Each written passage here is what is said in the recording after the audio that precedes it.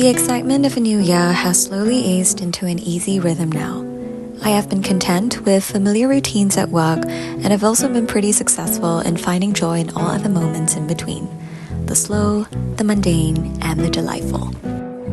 Cafe visits are a little later than usual now, so I find myself returning to the embrace of matcha, and reading at cafes is pretty much still my favorite thing to do.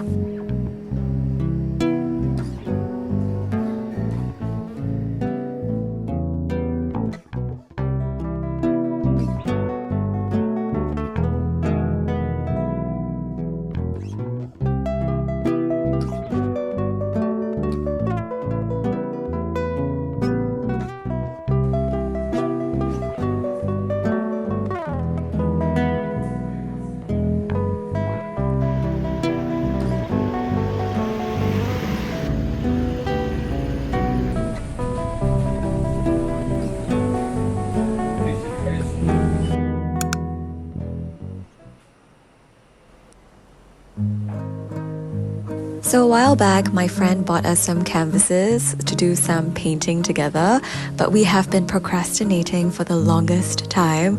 We finally decided that we need to get it done. So here I am over at her place for some self-directed, long-awaited art therapy.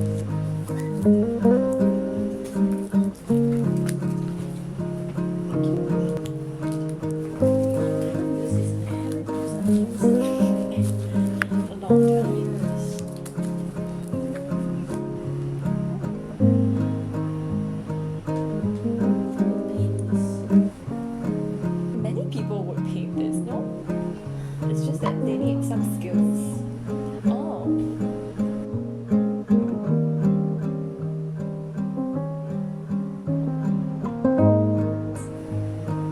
Maybe I do.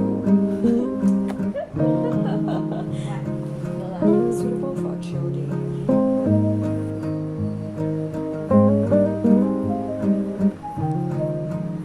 But I think not bad. Not bad.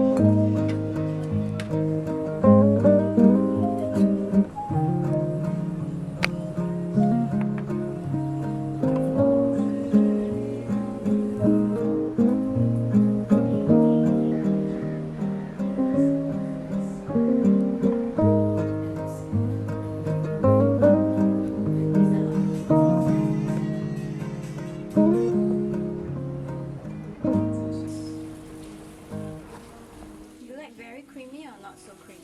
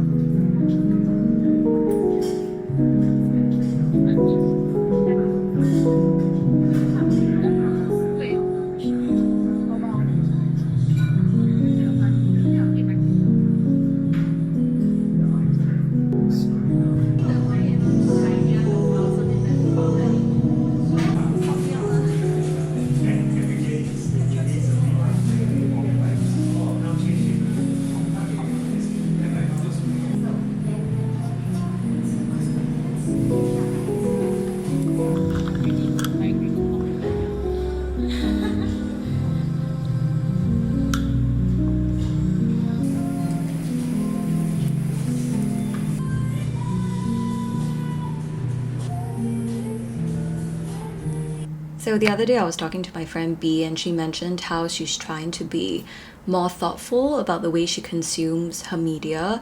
So after she watches a movie, reads a book, whatever, she tries to jot down her thoughts and reflect on some of the opinions that she might have about the media.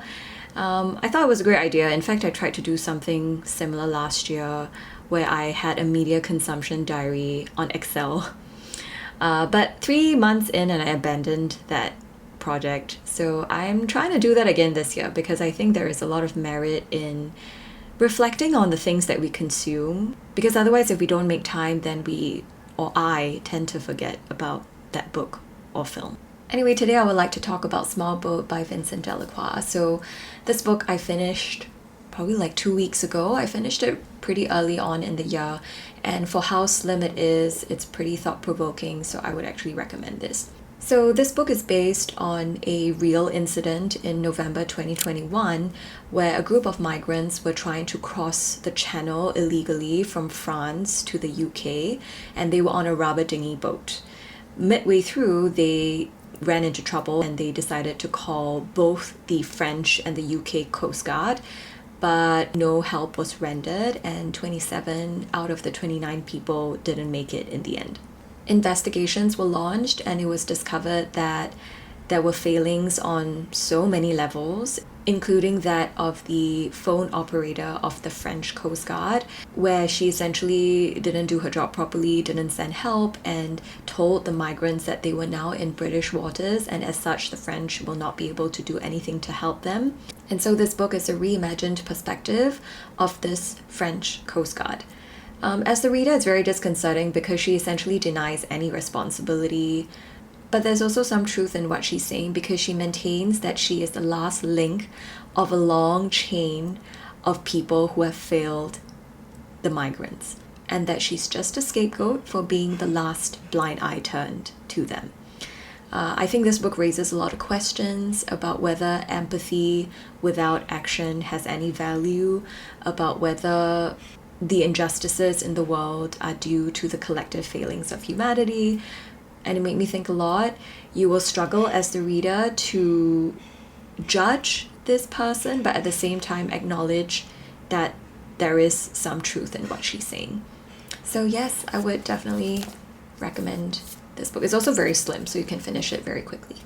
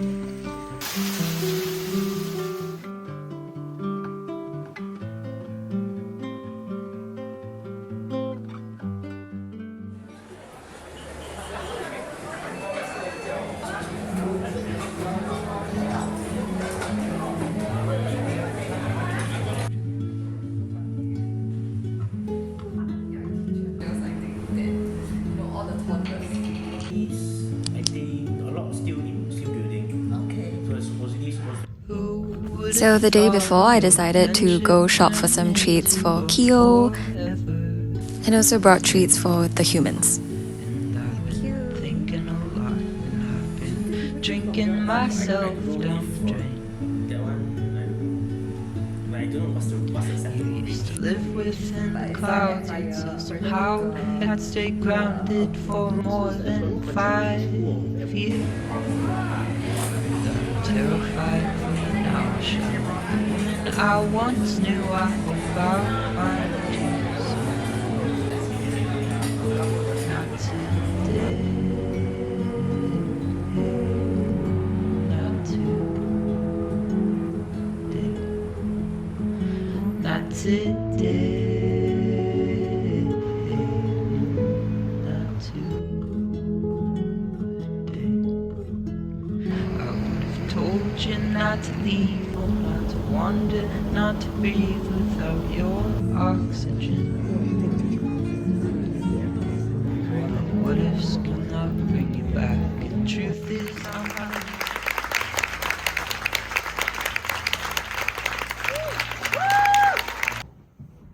Hi, I'm Ruby and I'm the movement director. Hi, I'm Sindhu and I'm the dramaturg. So I don't know how many of you guys remember, but in my previous vlog, I showed you my pillowcase where it's torn. And this pillowcase was actually made by my friend, Y. And when I met her yesterday, because she watched my previous vlog, she made new ones. What? I'm so touched. And she hasn't actually been sewing for a while, so I was joking that my video made her 重出江湖. You know, anyway. But yeah, 感谢亲爱的朋友。